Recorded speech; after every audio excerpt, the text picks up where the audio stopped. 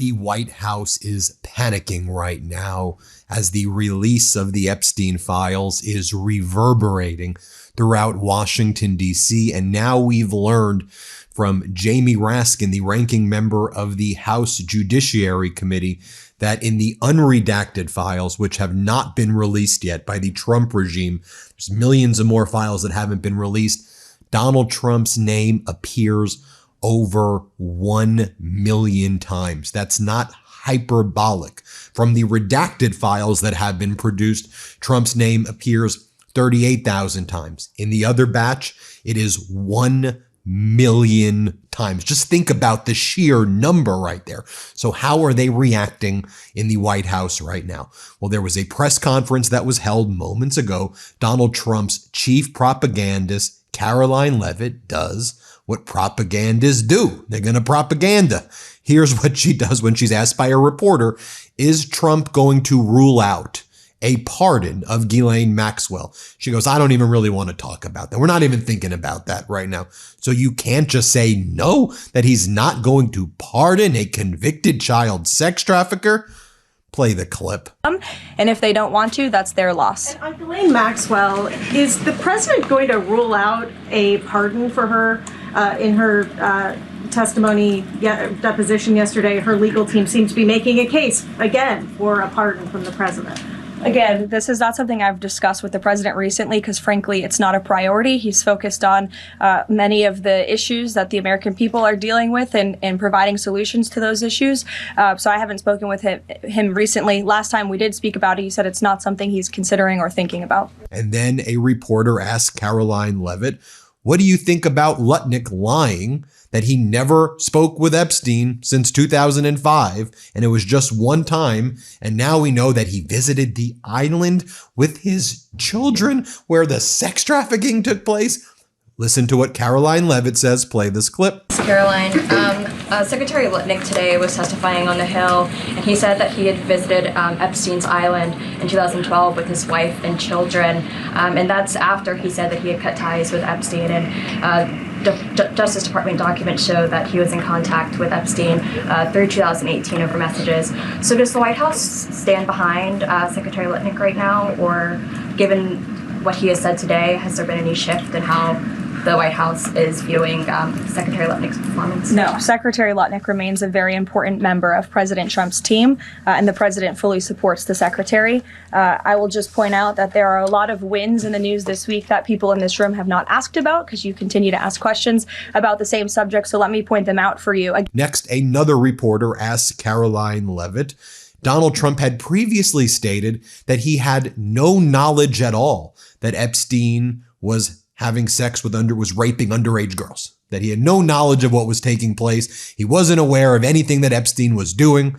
But now there are police reports where Donald Trump was saying back in 2006 that he was aware and that Ghislaine's an evil person.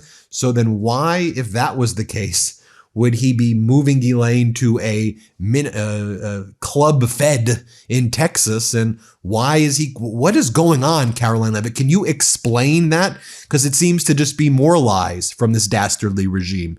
Here, play this clip. Last several days, again, regarding a separate topic, in the Epstein files. According to newly released files, the president had a conversation with the Palm Beach police chief in the early 2000s, according to the police chief in 2019.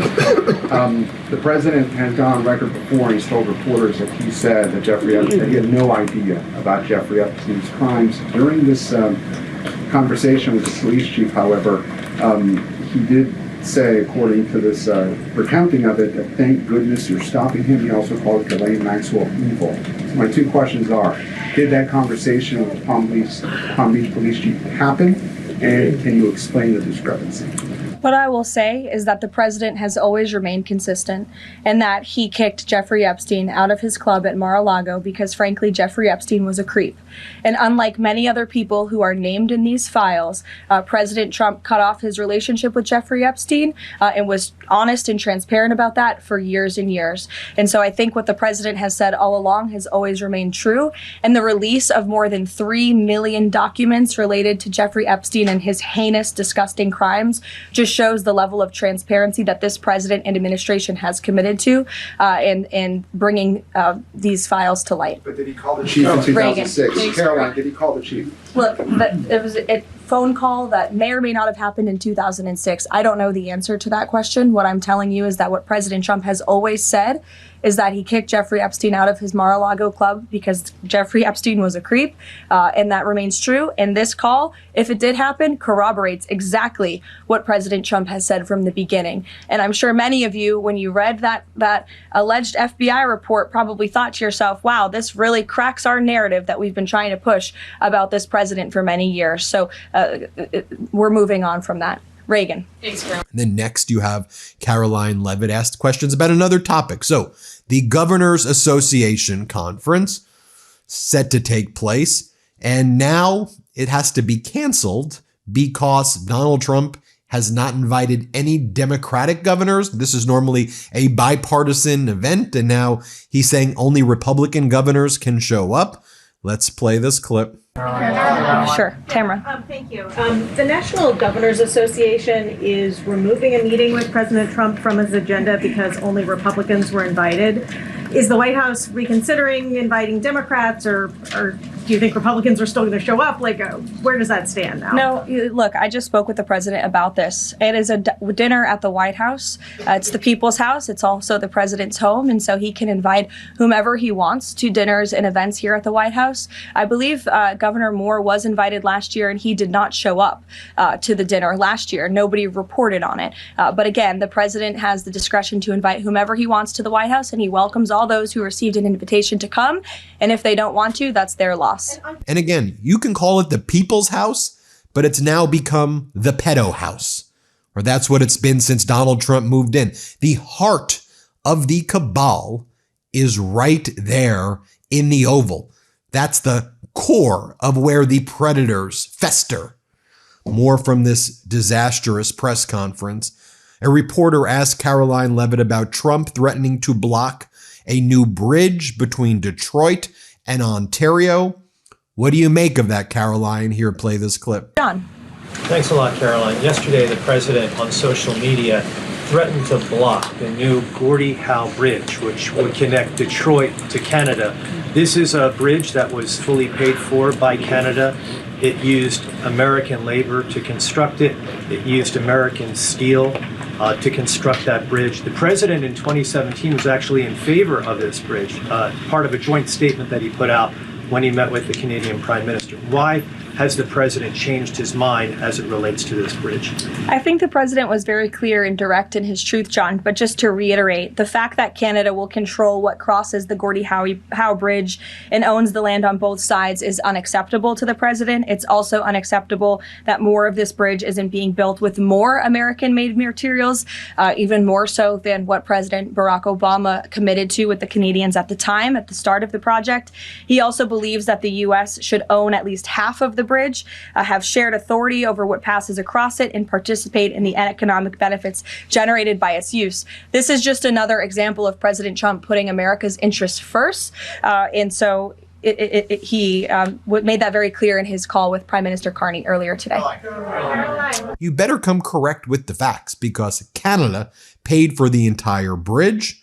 It's actually partially owned by Michigan as well as Canada. And this is important to the economic development, both for Michigan and Canada. So what do you make of that, Caroline Levitt?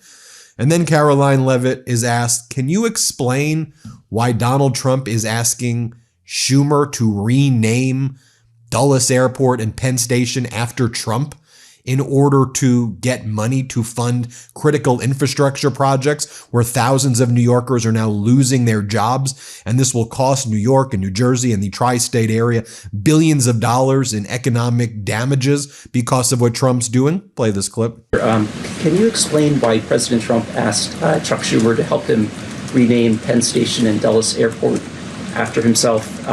Why is he interested in having his name on those two buildings? And why are the Gateway Tunnel funds the proper point of pressure to get that to happen? To your first question about the renaming, why not? It was something the president floated in his conversation with Chuck Schumer. As for the funding, the president has addressed that separately. It's all a game to them. This is what the Epstein class does. This is the Epstein class versus the rest of everybody else in the United States. They're predators, and we're seeing they're behaving as such right here. The Epstein class. Are you looking for something simple and delicious to add to your wellness routine, especially during the winter months when everyone's trying to stay healthy? I definitely find myself reaching for Monocora more this time of year. Colder weather, more time indoors, travel, and just wanting something supportive and natural in my daily routine, it all adds up. Monocora honey is rich, creamy, and the most delicious honey you have ever had. And that's not an exaggeration. The texture is unbelievably smooth, and the flavor has this deep, complex richness that regular honey just does not come close to. Once I switched, I never went back to regular honey or other sweeteners, especially in winter. Monocora is ethically produced by their master beekeepers in the remote forests of New Zealand. Their bees gather nectar from the Manuka tea tree, which is packed with powerful bioactives. That's what gives this honey 3 times more antioxidants and prebiotics than regular honey, helping support your cells and your gut, where most of your immune system actually lives. And in winter, when you're dealing with colder weather, busy schedules, travel, and everything going around, those nutrients are especially helpful. Manuka honey also naturally contains MgO, a rare antibacterial compound that sets it apart from all other honeys. One of my favorite ways to have Monocora is straight off the spoon first thing in the morning. You let that creamy texture melt in your mouth and coat your throat. It's honestly become a ritual I look forward to. You could also add it to tea, yogurt, oatmeal, or smoothies if that's more your thing. And I'll also share my secret recipe quickly. Hot water, Monocora honey, lemon. That's it. Trust me. Start your day with that. You are good to go. It's a game changer, and all you need is 1 heaped teaspoon each morning to get the most out of the amazing bioactives in Manuka. And using it throughout the day is totally fine too. It's a great way to cut out other sweeteners. Now it's easier than ever to try Monocora honey.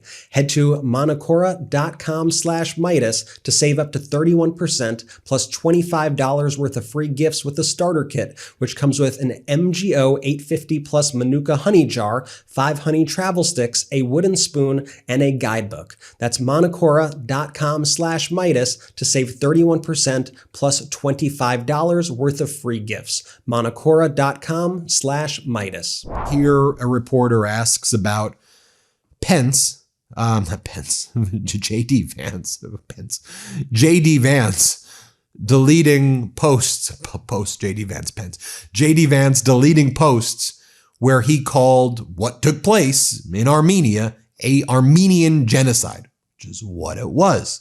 And then J.D. Vance posted he's visiting Armenia. He went to the genocide memorial. And then Turkey told Donald Trump to take it down. So J.D. Vance took it down because the Trump regime doesn't view it as a genocide. Okay? So this also follows Donald Trump posting photos of former President Obama and Michelle Obama with their faces photoshopped on apes, and then taking that down. They just blame this all on staffers. So do you have a posting problem in the White House, Caroline Levitt? You think they have of course they have a posting problem. They're maniacs. And by the way, in Trump's post with Canada, he said that China's going to take away ice hockey. It's like, we just accept that this guy makes psychopathic posts every day. Anyway, play this clip. Himself. Danny. Thanks. Today, the Vice President's account posted and then deleted a tweet about the Armenian genocide. And then last week, President Trump's Truth Social account posted and then deleted a racist video about the Obamas.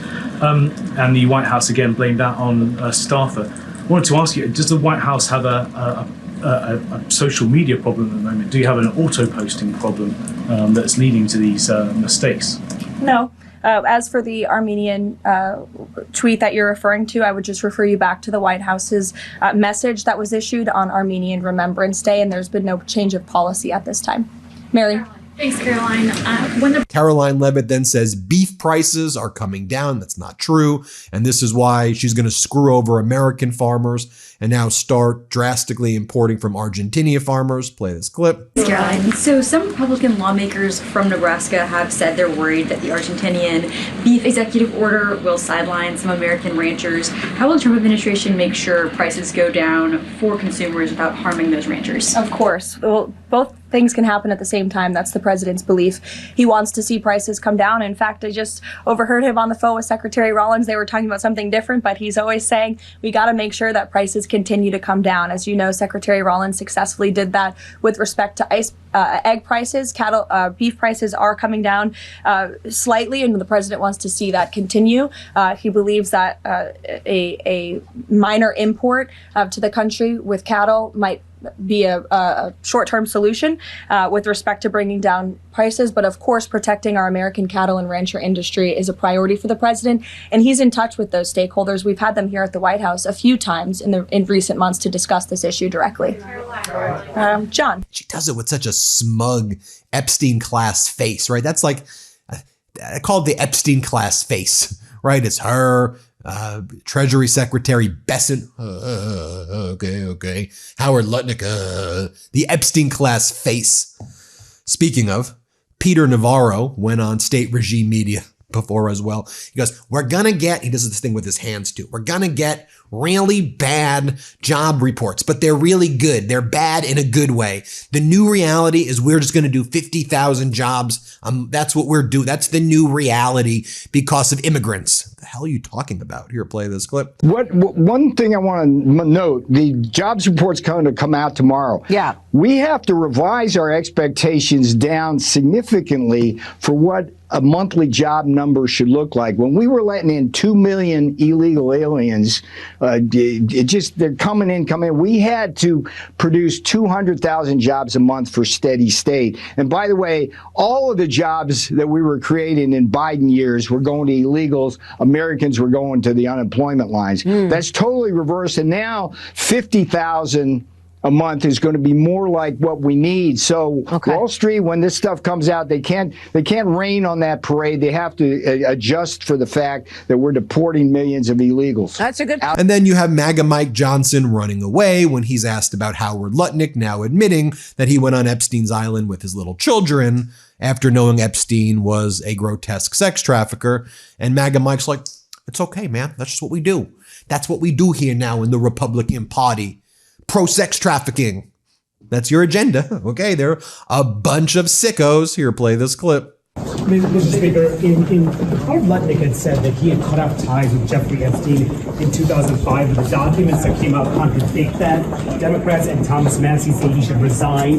Do you think that Howard Lutnick should resign? Of course not. It's absurd. Howard Lutnick is a great Commerce Secretary. He's done an extraordinary job for the country, and Thomas Massie should stop playing political games. Do you have any concerns about Lutnick's ties with I don't know anything about that. I know Howard as an individual, and I trust his word on it. I mean, I don't know of the timing and all that. I'm not sure. You have to ask others. Do you have any interesting? At least in the New York Times, every front page story is on Epstein right now. Look at this. Epstein, there's at least 7 or 8 stories on Epstein. That's good. That's what they should be focused on. They should be focused on the truth. There you have it. Hit subscribe. Let's get to 6 million. Thanks for watching. The truth is more important than ever. Check out our new Truth Over Lies collection at store.meidastouch.com. All 100% USA union made.